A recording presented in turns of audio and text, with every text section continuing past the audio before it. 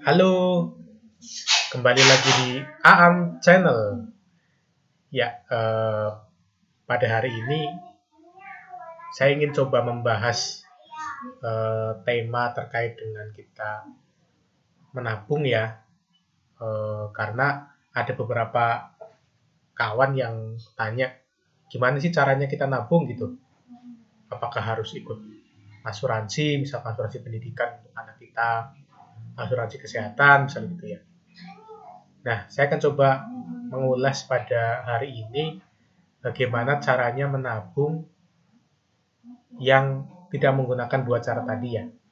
Jadi pernah nggak sih teman-teman ngerasa gaji kita itu setiap bulan lewat-lewat saja gitu ya untuk kebutuhan kita, tapi ternyata setelah di akhir bulan kok nggak ada yang disisihkan untuk tabungan gitu ya, tidak ada yang tersisa.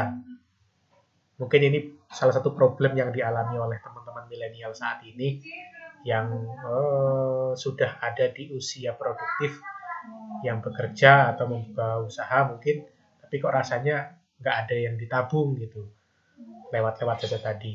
Nah, sebelum kita masuk pembahasan, jangan lupa untuk like, komen, dan subscribe video ini agar channel ini terus berkembang dan memberikan manfaat bagi banyak orang. Oke, kita masuk saja pada materi. Jadi tadi seperti saya sampaikan di depan, video kali ini saya akan mengambil judul cara kuno menabung untuk milenial gitu. Kenapa saya bilang kuno?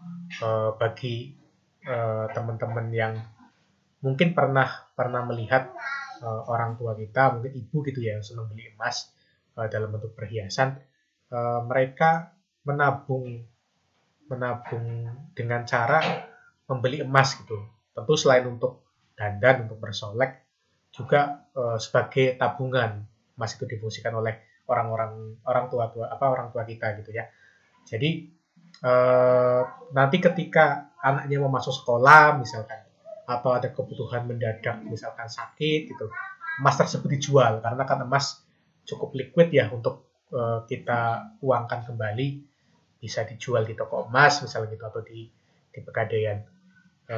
Oke, jadi saya ambil satu metode sebelum kita membeli emas, kita menabung dulu dengan cara auto debit gitu. Jadi sistem auto debit atau transfer langsung dari rekening kita yang satu ke rekening kita yang lain. Nah, rekening kita yang pertama, rekening gaji misal gitu ya, yang kita pakai untuk kegiatan sehari-hari, untuk transaksi sehari-hari. Kemudian yang kedua adalah rekening tabungan rencana gitu. Kalau saya misalkan pakai Bank Mandiri, ada fasilitas namanya tabungan rencana mandiri. Jadi ini poin pertama adalah membuka tabungan rencana. Di mana dalam tabungan rencana tersebut ada yang pertama, ini tujuannya untuk apa gitu ya. Misalkan teman-teman membutuhkan dana di kemudian hari untuk pendidikan gitu ya. Misalkan untuk pendidikan anak. Nah, yang kedua, kita membutuhkan dana berapa gitu. Jumlah dananya berapa. Misalkan sambil contoh 30 juta gitu ya. Nah, kemudian kapan dana itu dibutuhkan? Misalkan jangka waktunya 5 tahun gitu ya. 5 tahun. Jadi setiap tahun kita harus menyisihkan kurang lebih 6 juta untuk kebutuhan tersebut, agar di tahun kelima uang yang terkumpul sudah 30 juta. Ini setiap tahun 6 juta. Nah, maka setiap bulan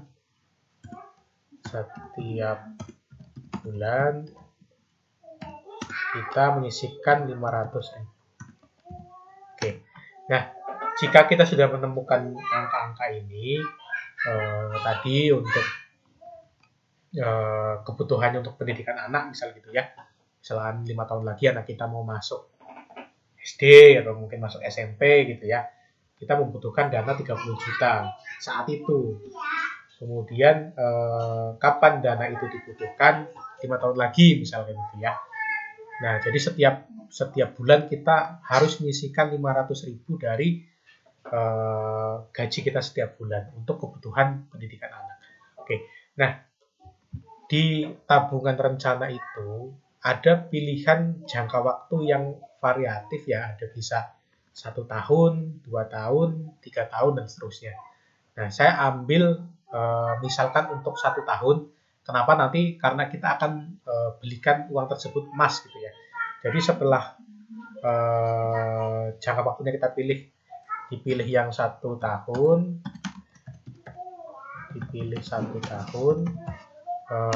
maka nanti setelah 6 juta kita dapat, nah ini yang kita belikan emas. Tuh. Oke, yang dibelikan emas. Emasnya seperti ini ya. Ini saya punya contoh emas antam. Ini 2 gram gitu ya. 2 gram kalau harga sekarang kisaran 1,6, 1,7 kira-kira seperti itu. Nah, untuk membeli emas tidak harus kok kita nunggu harganya turun baru kita beli. Pokoknya kalau uangnya sudah tersedia, sudah masuk jangka waktu 1 tahun yang uangnya akan kembali ke rekening utama kita, rekening gaji misalnya yang kita pakai sehari-hari, segera belikan emas saat itu juga. Karena kan tujuan kita membelikan emas sebenarnya bukan untuk mencari keuntungan ya, tapi untuk menjaga nilai rupiah kita, menjaga nilai uang kita. Bayangkan setiap tahun itu nilai uang kita tuh terus turun karena tergerus inflasi. Mungkin 10 tahun yang lalu kita membeli nasi telur misal gitu ya, dapat 2.500 gitu atau 2.000 gitu. Nah, sekarang 5.000 gitu. Jadi inflasinya terus jalan.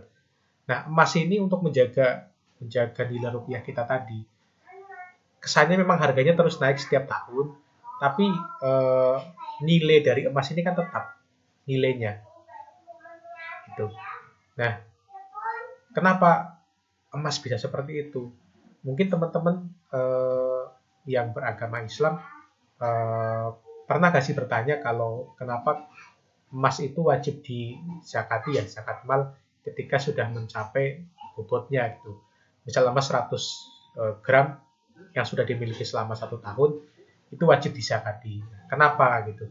Karena sudah dijamin bahwa emas ini menguntungkan, gitu ya. Jadi kembali lagi tadi, yang pertama tentukan dulu kalau teman-teman mau menabung, tentukan dulu goalnya untuk apa.